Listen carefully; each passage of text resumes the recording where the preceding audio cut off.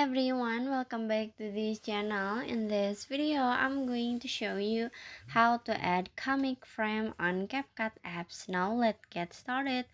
First, after you open your CapCut apps and add a video that you want to edit in here, if you wanna add a comic frame on CapCut apps, so you just click on the sticker at the bottom, and after this in here you just click on the sticker and add the sticker. You can swipe until you can see comic.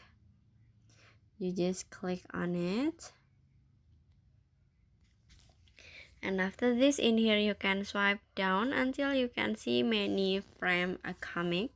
You can choose the comic frame that you want.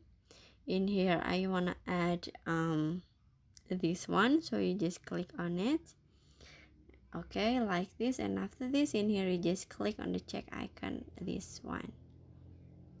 Now you can setting the comic frame until the end of the video and finish. So that's how to add a comic frame on CapCut apps. I hope you found this video to be helpful. If you enjoy with the content, please consider like, comment, and subscribe down below. Bye bye.